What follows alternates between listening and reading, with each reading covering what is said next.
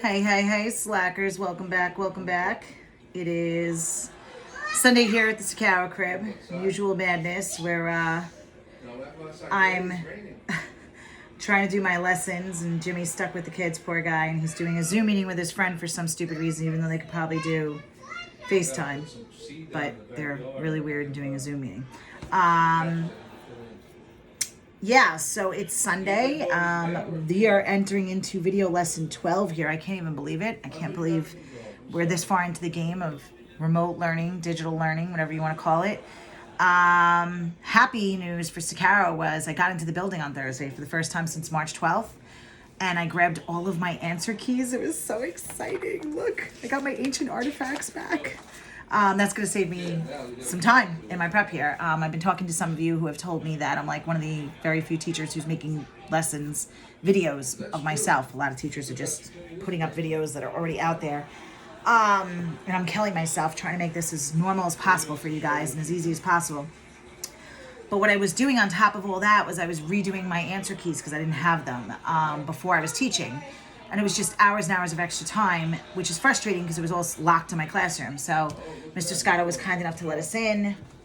It was very weird going into the building with social distancing, and they only let one person at a time and 6 feet apart and like masks and gloves. And oh my God, it's just such a weird world. But anyway, I got my answer keys, so life is good. So I'm setting up for tomorrow's lessons for you guys. And basically where we're at this point is for this week, I'm going to wrap up measures of position this week. So we're going to do, this is the notes packet we've been working on since lesson 10. I think in lesson 10 we started z-scores and percentiles, right? And then lesson 11 we did the percentile formulas going forwards and backwards. And we did all of this work here. And then I assigned you homework. And now we're going to finish up this packet now. Quartiles, IQR, deciles, and outliers. Now we're going to actually finally in April talk about how do you specifically state if something's an outlier? What do you do to it? Say whether or not it's an outlier. So we're going to finish up with that. And then I'm going to give you a couple of homework problems out of the textbook handout that we've been working at since video lesson 10. And then your... I'm sorry, the next video I put up on Wednesday, I'm going to do a review. And then the homework for Wednesday will be to do a graded assignment that'll be due for Friday on this stuff. So Wednesday we'll have 2 worksheets attached. One's a review and one is the graded assignment. And here comes Ophelia. Ophelia, what are you doing, boo-boo? Where are the peppers? Hold on. Jim, are the peppers still up here on the dish drain? Because she's trying to get them. Don't do that, baby. My daughter is obsessed with pretending to cut food. So that's where we're at. So this week we're going to wrap up z-scores, percentiles, and outliers and IQR, which is the main stuff. And we're going to do a review on the lesson video 12. Video lesson 13 will be a review, and the homework for 13 will be a graded assignment. And then next week we'll start something new. So a little aside in Sakara's life, because some of you text me and you're like, you like hearing my my family in the background and the madness, and it makes you giggle. And some of you keep asking me like, I miss your stories. There's so many stories, it's not even funny. The thing that has entered that's new for the Sakara family is the baby's coming, right? And it's crazy, but it's 6.5 weeks away to T-minus 6.5 weeks to baby time, right, Jimmy? Yeah. Another girl. Yes. He's so excited, can you tell? I went and saw the doctor for the first time in forever last week because she finally let me come into the office, and I'm going to have a sonogram in a week and a half. It's the first time I'm going to see the baby in I don't even know how long. Everything's good, which is really good. I am having contractions a lot. They're called Braxton Hicks contractions, but it usually is the start of a labor process. So that's been freaking Jimmy out a lot. And me, I'm not going to lie. We don't want to have this baby any sooner. We want to prolong this as much as possible given the circumstances of the health crisis. And So I've been trying to take it easy a lot, but I'm chasing around children all day, so that's been interesting. But I went to the doctors and we found out right now how it would stand. I don't know if I told you guys, but God, when this first started, end of March, we were talking about going to the Navy ship. The Comfort ship that left New York already, or is leaving New York. But I was going to be operated on there. Then they started taking COVID patients in there. So that was wiped out. My doctor is in charge of the maternity floor at Southside Hospital, and she's on the board there. So she's giving it to me straight, which I appreciate, but it also panicked me. So statistically speaking, Southside Hospital in Bayshore is one of the hardest hit hospitals in Long Island, believe it or not. Why? Because of the demographics of the population surrounding that area. You're talking Bayshore, Central Islip. It's predominantly Hispanic. The Hispanic and African American populations have been extremely hard hit by the COVID virus. It seems to be affecting the Hispanic population and the African American populations more than Caucasian and other populations. Because it was so hard hit, the hospital, there is no longer a maternity floor. It is completely overrun by COVID positive patients, which is odd because it was one of the leading maternity units in the state. They redid it all several years ago, brand new, has its own private entrance. It's beautiful. It's amazing. Amazing to be in there and have a baby in there. And I have my 2 daughters in there already, Olivia and Ophelia. So Jimmy and I thought, listen, they have their own separate entrance. It's going to be completely contained and sanitary, and it's going to be okay. And that story has changed tremendously. They are now housing COVID patients in the maternity floor. So basically, as it stands, the plan's going to be that I would go in for my C-section to the hospital because I need an OR. It has to be a sterile environment. Jimmy right now is going to be allowed to be with me in the operating room. I don't know if he can hold the baby. I don't think he can. I don't think they're going to allow him to hold the baby. I will be tested for COVID when I enter the hospital to have the baby. Interesting statistic, and this is college statistics, so I try to get it in there. Over 85% of women who are walking into the maternity floor in labor and delivery are testing positive with the virus with no showing symptoms at all, which is insane. So they're walking around with the virus and they do not have any symptoms. So basically that kind of freaked me out because then I thought they're going to isolate the baby from me. Southside Hospital is not doing that for 2 reasons. One, nursing, which is becoming the big push right now in the middle of a global pandemic, of course. If you nurse your baby, the baby gets all your antibodies. So if you're COVID positive and you're nursing, the baby's going to have the immunity. You're giving the baby immunity, which they're saying you don't know how immune you are right now in actuality, but still it's better than nothing. Second of all, Southside Hospital feels, why take the baby from the mother for 24 to 48 hours? When the mother goes home, the baby goes home with the mother. So it's really kind of stupid to take the baby away. So thankfully, they're not going to isolate me. The negative is, after the surgery, they're going to transport myself and the baby via an ambulance. Jimmy is going to be scurried out immediately. And I will go to an off-premise facility where I will recover from surgery for a couple of days with the baby. Currently, they're renting out doctor offices that are closed down in the area. So I think she said last week they were in a gastroenterologist doctor's office, which really kind of sucks. She's like, I'm not going to lie to you. Your bed is an examination table. Like, it's ridiculous. There's 1 bathroom per 8 patients, and all the staff are using 1 bathroom. I'm like, oh my God, this is going to be horrendous. So I was very upset last week.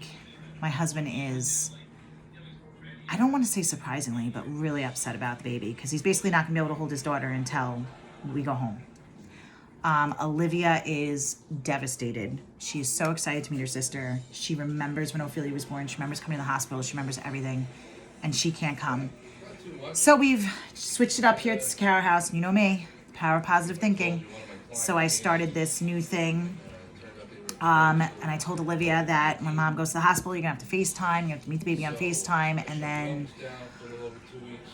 when I come home, it's going to be a big party. And you have to help dad set up for the party. So we're going to order balloons and signs and all kinds of stuff.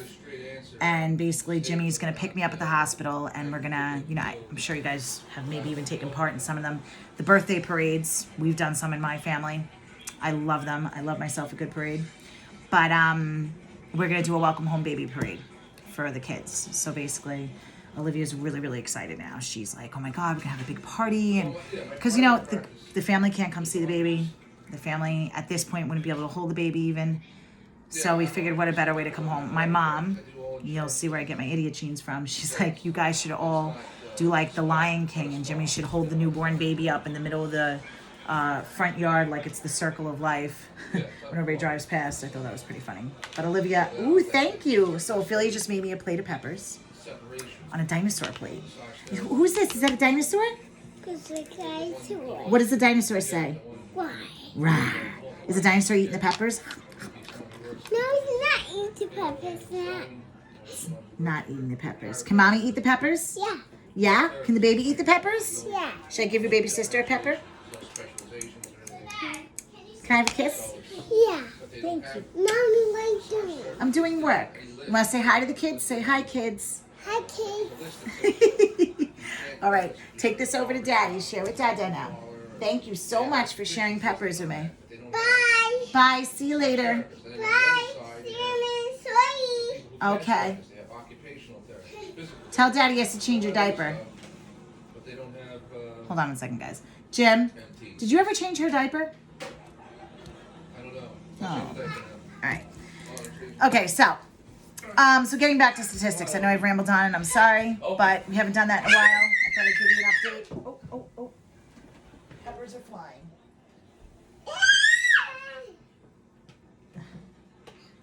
Okay, so Put this down. I'm going to change your diaper. homework that was due. Oh, my peppers. I felt like it was a lot, but a lot of it was just really, really quick stuff. So the homework that was due for today was to finish 11 and 12, which was basically 11 was find a z-score, 12 was working backwards. So I gave you the z-score, tell me what the value was, okay? So the answers for that, so 11D, the z-score is -2. Okay, value minus mean divided by the standard deviation. And for E, 11E, you should have got -0.5. So it's -2 and -0.5. Value minus the mean divided by the standard deviation.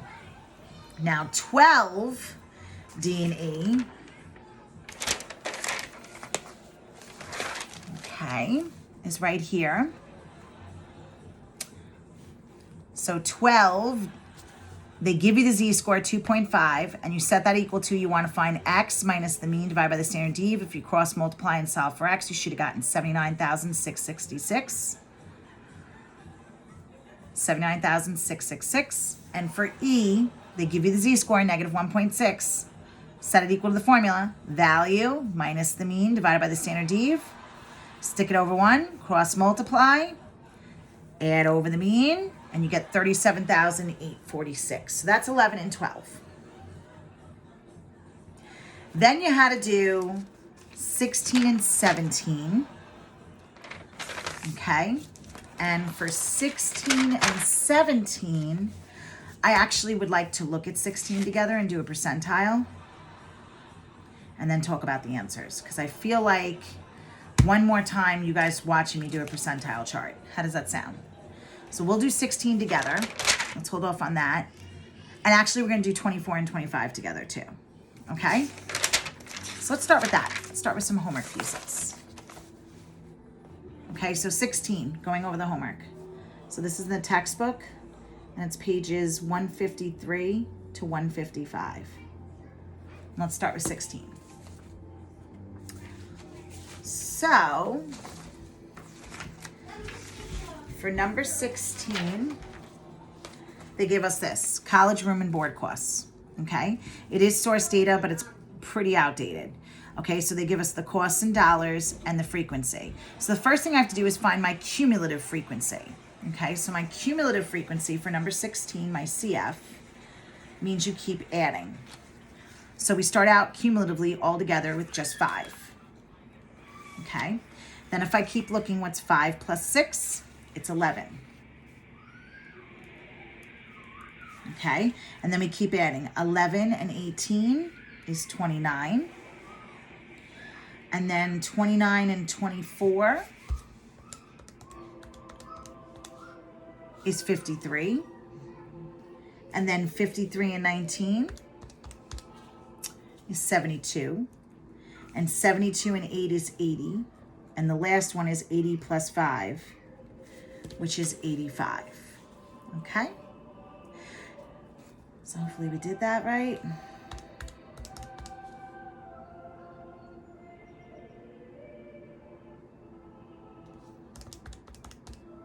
Sounds about right. So I'm just checking this. All right, so cumulative percent, you can call that CP, or I've been doing C with the percent symbol. It doesn't matter, either or. The cumulative percent is each cumulative frequency divided by the total, and you round to the whole percent. So 5 divided by 85 is, times 100 is 0.06, so it's 6%. 11 divided by 85 is 13%. 29 divided by 85 is 34%. 53 divided by 85 is 62%. 72 divided by 85 is 85%. 80 divided by 85 is 94%. And 85 divided by 85 is 100%. All right, so I asked you to draw the percentile graph and then to answer some questions going forwards and going backwards based on your graph. So 10, 20, 30, 40, 50, 60, 70, 80, 90, 100. This is my cumulative percent.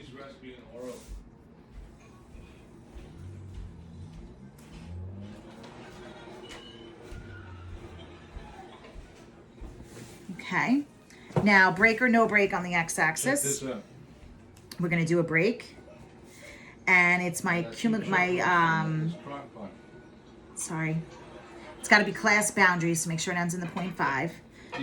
So 3,000.5 to 4,000.5, 5,000.5, 6,000.5, 7,000.5, 8,000.5, 9,000.5, and it ends at 10,000.5. Make sure you're labeling your X and your Y. I have cumulative percent over here, and down here I'm going to call this room and board cost.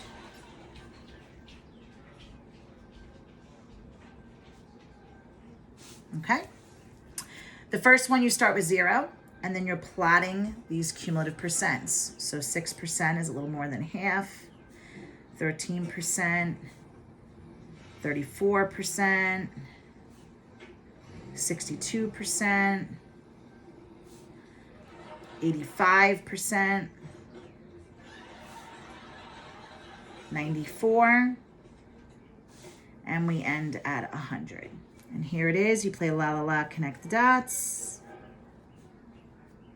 You do not connect it back down to the x-axis. And we're just going to call this college room and board cost.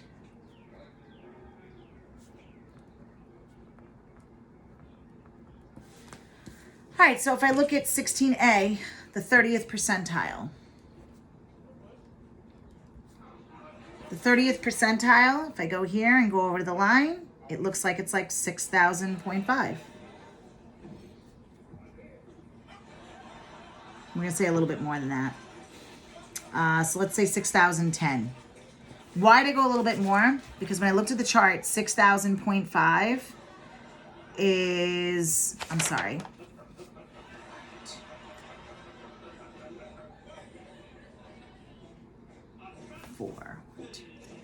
Yeah, it's somewhere here in the 34th percentile, so that's why you have to be careful, okay, because it ends at 34%. So if it ends at 34% and they want the 30th, then it's got to be a little less. Yeah, we got to be careful of this, because It ends at 6,000.5 and it's 34%. So that means it's got to be a little bit less than 6,000.5. You can say 5,999. You could say 6,000 because it ends at 0.5. I would accept any of those. Just be careful of that when it's very, very close. All right, the 30th percentile, you have the 50th percentile. The 50th percentile looks like we can round over here. I'm going to say 6,500. Okay. We have the 75th percentile is, I'm going to say 7,500. And then the 90th percentile.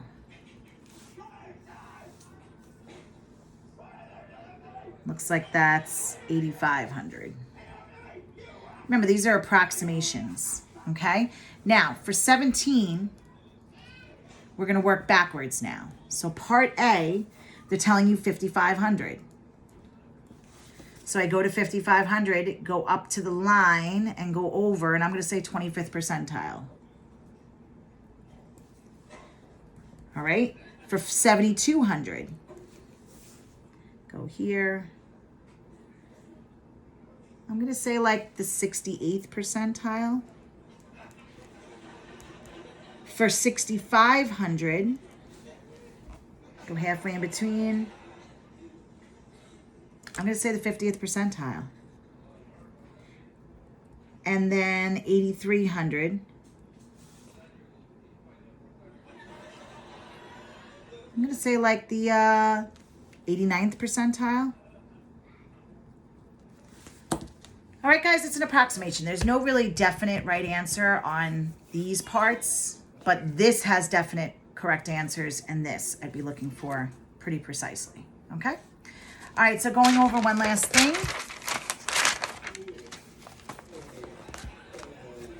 You know what? Instead of going over it, I'm going to give you the answers and do a new one. So the answers for, let me flip this over. 24 and 25. Here they are. If you want to zoom in a little. For 24, the percentile ranking for 12 was 7th. The percentile ranking for 28 was the 21st.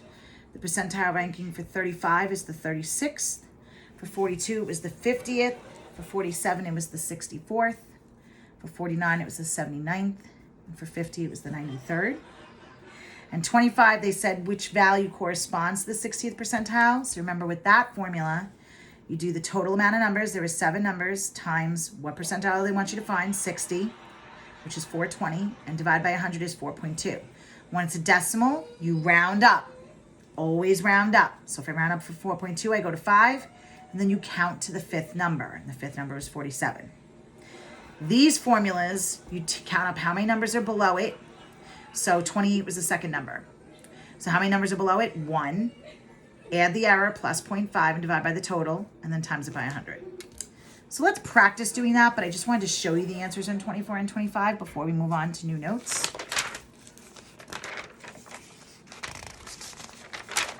So let's do, in the textbook handout, do 24, 25. Let's do 26. Okay, so for 26, we have hurricane damage. Find the percentile rank for each value in the data set, and the data represents the values in billions of dollars of the damage of 10 hurricanes. So we're looking at 26 right now. So the first thing I'm going to do is I'm going to put the numbers in order. Now, you guys would have to do this by hand, most of you, because you don't have a calculator that can sort the data, a graphing calculator. But it's only 10 numbers to put in order, so I feel like that's doable, okay? All right, so if we look at 26, first thing you do is put them in order. So we ready? I'm going to do 1.1, and then it's 1.7, 1.9, 2.1, 2.2, 2.5, 3.3, 6.2, 6.8, and 20.3. So you ready? 1, 2, 3, And for those of you who forgot how to do that, you go stat edit. Oh, and by the way, they put them in order for you. They're already in order. But you would just clear, enter the numbers in, and you go stat and hit number 2 to sort it. But they give you the numbers in order. So there you go. All right, so they want the percentile rank for each value. Kind of tedious and annoying, but it's a good way to practice the formula. So once they're in order, we can do the formula. How many numbers are below the first number? 0 numbers. Add the error of 0.5 and divide by the total amount of numbers, 10. So we have 0.5 divided by 10 is 0.05. That means then you times it by 100 to turn it into a percent. So it is the 5th percentile. 11 is the 5th percentile. Let's do the next one, 1.7. Okay, how many numbers are below it? 1. 1 plus the error divided by 10 total numbers, and then you multiply by 100. So 1.5 divided by 10 times it by 100 is 15th percentile. Okay, let's do another one. 1.9. How many numbers are below 1.9? 2 of them. 2 plus the error is 2.5 divided by the total amount of numbers times 100 is the 25th percentile. Okay, 2.1. Add how many numbers are below it? 1, 2, 3. Add the error. Divide by 10. Turn it into a percent. And you get 35th percentile. I think you guys are noticing the pattern here. Some of you are. Some of you are like, what pattern? Oh my God, should I notice it? No, if you know the formula, you're fine. How many numbers are below 2.2? 4 of them. Plus the error is 0.5 divided by 10 times 100 is 45th percentile. Yes, they're going up by 10th percentiles. Some of you are seeing it now. All right, now I'm going to go over here on this side. 2.5. How many numbers are below it? 5 of them. Plus the error makes it 5.5 divided by 10 times 100 is 55th percentile.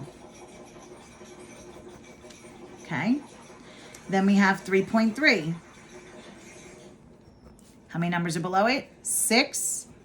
Add the error. Divide by 10. Times it by 100 is the 65th percentile. How are we doing, darlings?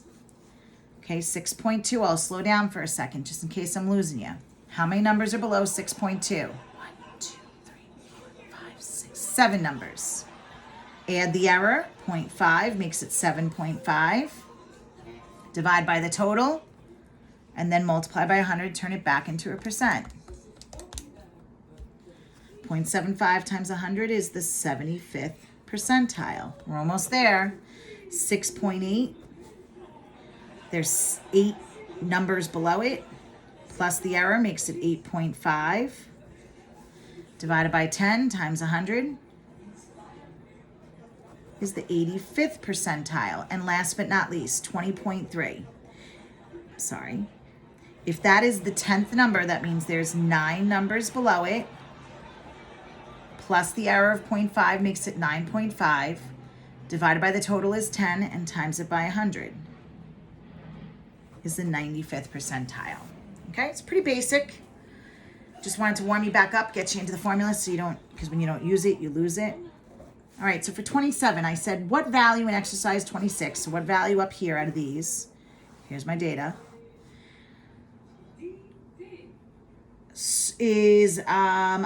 Corresponds to the 40th percentile. So in order to do this and work backwards, you do the total amount of numbers, which is 10, times the percentile they're asking about, 40. And then you, going backwards, you divide by 100. So 400 divided by 100 is 4. Now there's 2 different ways you get answers.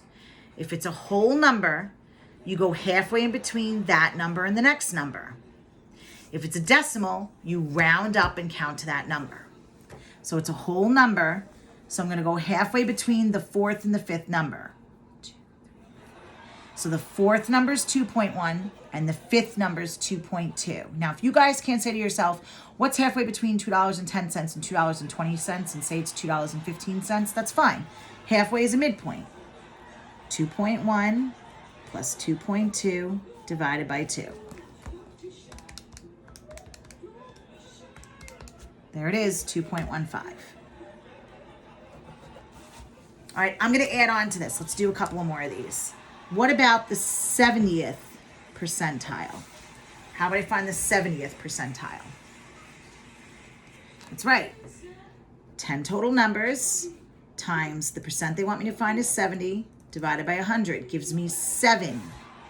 But that's not the answer. I got to go halfway between the 7th number and the 8th number. So it's halfway between 3.3 and 6.2. So I add them up and divide by 2. And you end up getting 9.5. 9.5 is the 70th percentile. Let's switch it up a little bit. Let's say the 55th percentile. So the total times the percent in question divided by 100 is 5.5. What did I say when you get a decimal? Round up to the next number, and that's your answer. 1, 2, 3, 4, 5, 6. So it's 2.5. Okay, so when it's a whole number, it's halfway between that one and the next one. So it's halfway between the 4th and the 5th number, halfway between the 7th and the 8th number. How do you find halfway? Add them up, divide by 2. When it's a decimal, you round up and count to that one. Let's do one more that's a decimal. Let's do the 35th percentile. So I want total amount of numbers times 35 divided by 100. And you get 3.5. When it's a decimal, round up. So we're going to count to the 4th number. And that's 2.1. Which coincidentally enough, when we did 2.1, we got the 35th percentile. And I hope this clarifies the percentiles going forwards and backwards. Yay! So let's move on to our notes. Okay, my darlings? Let's take a look at, we were working in the notes packet here. Same notes packet from video lesson 10 and 11. We did percentile graphs. We did z-score, which compares apples and oranges. Value minus mean divided by the standard deviation. We did percentile formulas. So we're here at quartiles. Okay, let's talk about quartiles. This is going to be relatively quick. Quick definitions, moving on. I'd probably be throwing these at you second period class while the announcements are going on, right? Okay, so quartiles. Divides the data into 4 groups. We already discussed these preliminary-wise with box plots when we did exploratory data analysis. But quartiles divides the data into 4 groups. Okay? Quartile 1 is the 25th percentile. Quartile 2 is your median, which is the 50th percentile. Quartile 3, 3/4 is 75 cents, so it's the 75th percentile. And quartile 4 is the 100th percentile. 4/4 for 4 groups. Okay? To do it by hand is complicated. You would put the numbers in order, then you have to find the median first, which is between, it's the halfway point, the 50th percentile. Then, after you find the median, to find Q2, you would do the median again of the minimum and the median. And to find Q3, you would do the median again from Q2 to the max. Don't worry about that because the calculator does it for you. So put it in the calculator, it gives you your quartiles. Okay? Part of your 5-number summary, right? You would get min, Q1, median, Q3, and max. So we don't have to worry about doing it by hand. So to find the quartiles for this data set, you ready?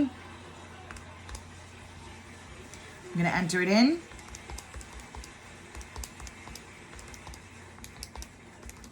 And you guys, if you're doing meta calculator at home, Stat Calc 1 for fun, you just enter the numbers in, you go to get statistics, and it gives it to you right away.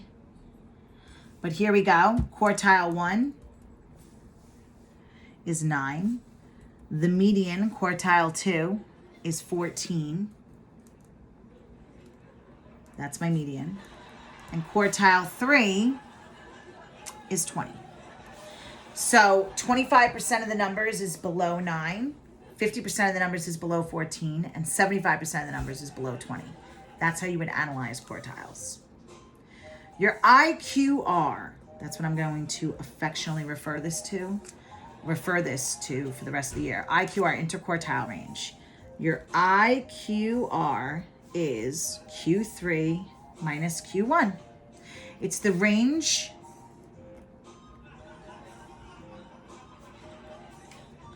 of the middle 50% of data. Okay? So, for example 5, if I want to find the IQR of example 5, it's Q3, 20, minus Q1, 9. So what is 20 minus 9?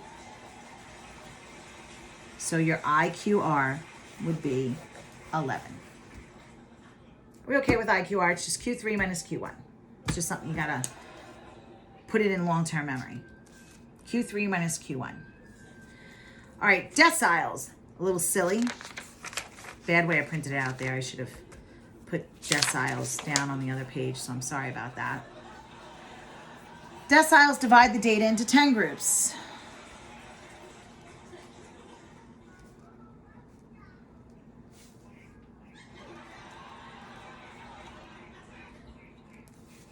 Okay. This is more like the growth chart I told you guys, where it's like decile 1, D sub 1 is the 10th percentile. D sub 4, you call it the 4th percentile.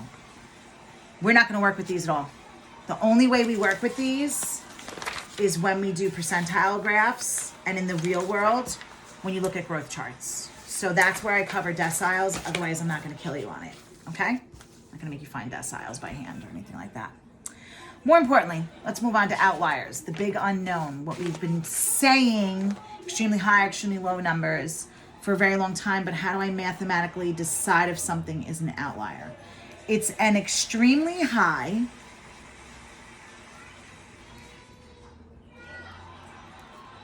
or extremely low data value when compared with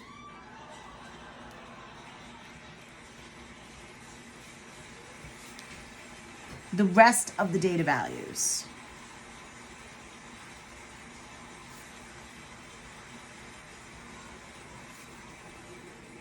So, to find an outlier, you ready?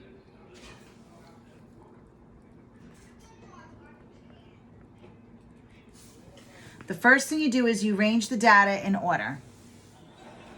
So step 1, put data in order and find Q1 and Q3. You need Q1 and Q3 because step 2 is find your IQR. Remember, your IQR is Q3 minus Q1. That's step 2. Step 3. You multiply the IQR by 1.5. That's how far we allow error in the data range, is 1.5. Then you take this answer in step 3 and you do Q1 minus the answer in step 3, and you subtract it from Q1, you add it to Q3. You do Q3 plus the answer from step 3. So you do Q1 minus the answer from step 3 and Q3 plus the answer from step 3.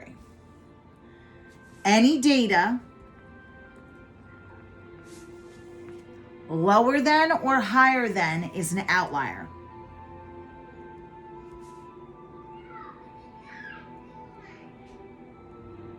Sounds really confusing, right? All right, so this is our very last problem. We have numbers here. I obviously need my quartiles. So I'm going to enter the data in. 5, 6, 12, 13, 15, 18, 22, and 50. And I'm going to go stat calc 1 for fun. You guys would just do get statistics, and I need my quartiles. So, quartile 3 is 20, and quartile 1 is 5. Now, if you're using MetaCalculator, it gives you your IQR. It's one of the numbers it spits out. Now you know what that is. So my IQR. So step 1, put them in order. They're already in order. Step 2, find your quartiles, Q3 and Q1. Done. I'm sorry. Step 1 is put them in order, find your Q1 and Q3. That's step 1. Sorry. Step 2 is find your IQR. So Q3 minus Q1 is 20 minus 5, which is 15. This is my IQR. That's important. Now, step 3 is when it gets a little wacky. Step 3, I'm going to take my 15, my IQR, and multiply it by 1.5. And I get 22.5. Now, step 4, you take the Q1, 5, and I subtract it from the answer I just got. So,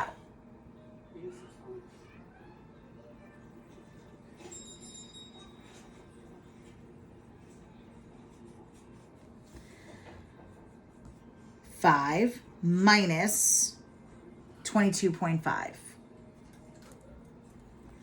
Q1 minus the answer.